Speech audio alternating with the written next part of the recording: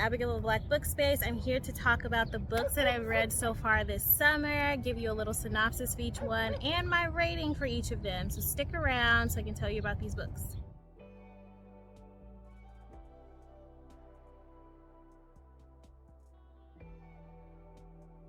So you know how it is on this channel, we celebrate books by Black authors. One of the books that's very near and dear to my heart is this one, The Unqualified Life Coach's Reality Checks of Marriage. I know the author, she's one of my Facebook friends, and I had the pleasure of doing a book review for her on my website. So I'm gonna link the article to that below so that you can read it and get a copy of this book for yourself.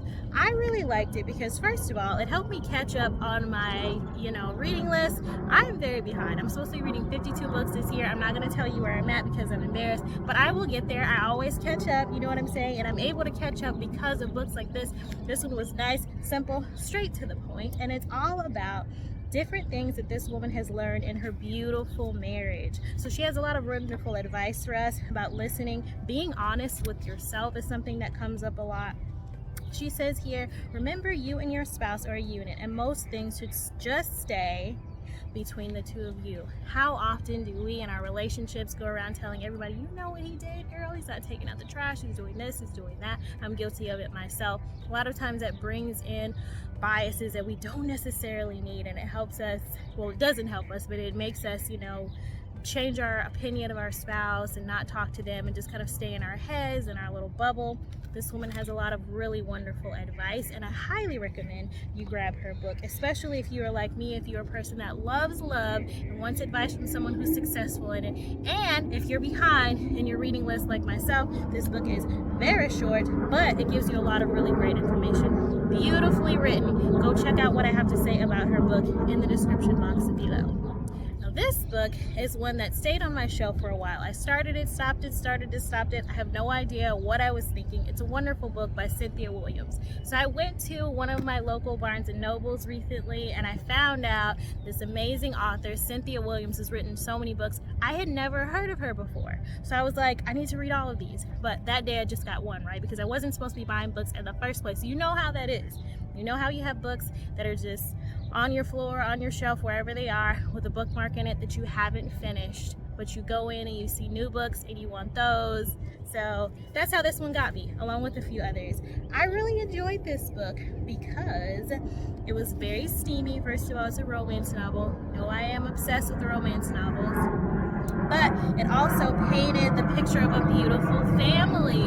So this family, they had a lot of lessons to learn together. The matriarch of the family had passed away, and she passed on things to her daughter which were not great for her life. She had a lot of limiting beliefs that she needed to get rid of. So I feel like this book spoke to that, about how your parents can sometimes lend you things that are not their own. You come up with them and they end up making things worse. So that's what happened in this book. And Elena, the main character, the protagonist, and Alex, her love interest, go through some things because of the beliefs that Elena has. So highly recommend you check out this book. I've talked about it before. I really liked it because there was no evidence of extreme racism in this book.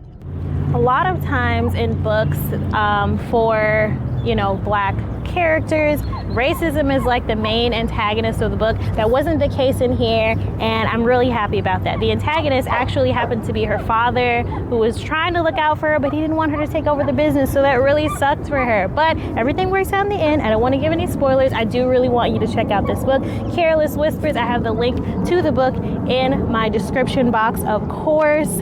It's a really great read, beautiful story, and very steamy. If that's how you like your romance novels, highly recommend you get this one. Hey, the third book that we're celebrating today is The Business of Lovers by the late Eric Jerome Dickey. I really enjoyed this book. I don't read a lot of books by Eric Jerome Dickey simply because I read most books by female authors. So I need to stop the discrimination out here. I need to get more books by male authors. They tend to tell things in a different way, and it helps you to get inside, the head of a guy sometimes. So this book was wild, you guys. If you're looking for a book that shocks you a little bit, I highly recommend it. So The Business of Lovers, it's talking about people in the adult industry of, I'm going to call it prostitution, just because I don't want to get flagged on here. I don't know how YouTube be acting about certain words that we say. I really enjoyed this book because it gave me a different perspective And it had some really beautiful quotes in it. I have some quotes that I put up on my channel, and I will link you to those below.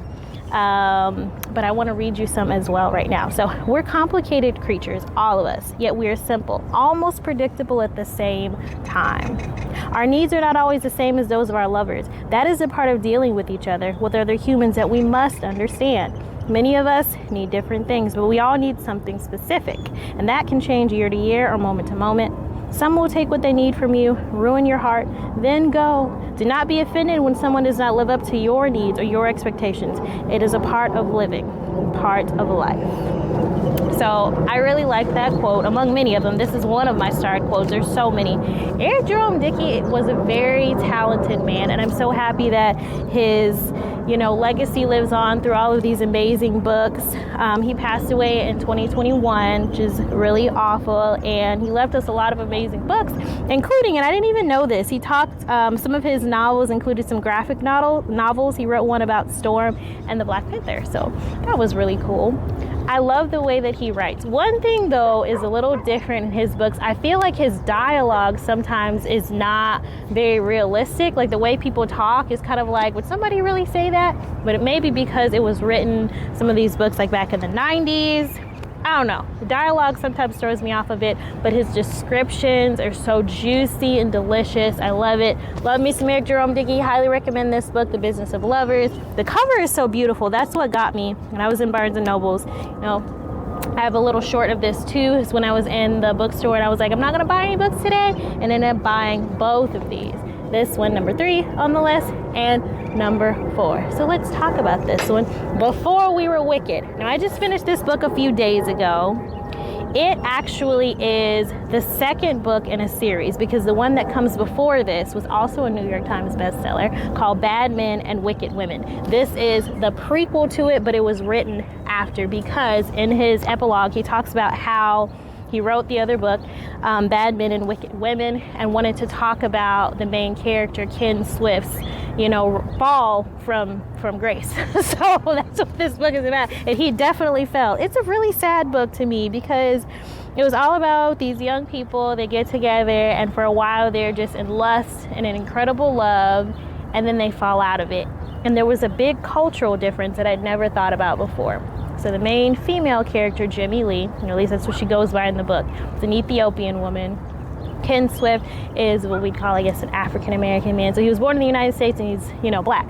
So Jimmy Lee, had a lot of preconceived notions about black people, and spoke about how her family did not consider themselves black, and they had different struggles from those that we have here, and that just caused a big rift, but that rift did not keep them from, creating a baby. So it was really wild as well. Eric Jerome Dickey has some wild books. He really makes you think, and again, the dialogue was something else, is a little different, but the description was beautiful. Overall, though, I'm gonna say this book made me sad, because at the end of the day, I just really wanted them to love each other and heal each other, but it's hard to do that when you're not healed on your own. And so all of their little issues ended up creating this beautiful little baby who at the end comes for her father, and that is where Bad Men and Wicked Women, develop. That's why it's called Before We Were Wicked. So now, of course, I have to read that. So that is one of the books that are definitely on my summer TBR, Bad Men and Wicked Women. I'm a new fan of Eric Jerome Dickey. I haven't read very many of his books over the years, simply because, like I said, I mostly read romance novels by women. So I need to get out of my shell, read some romance novels by this guy, because he is definitely one of the greats. And I just want to celebrate more of his books. So those are the books that I have read so far this summer, since I got out of school, so to speak, in May, since it started getting really hot. These are the ones that I've read. Really need to catch up. If there are any books that you recommend that I celebrate on this channel, please drop the title to it below. You know that I also do book reviews, and they are only $20 right now, but the price most likely will be going up pretty soon. So get in while you can. I purchased your book. and I read your book. I don't always talk about it on my channel, but sometimes I do, but I definitely write about it at least once on my book blog, which is also linked below. It's called theblackbookspace.com. That's all I have for you today. I hope that you do something to bring you joy. Read a good book and tell me about it in the comments below. Bye.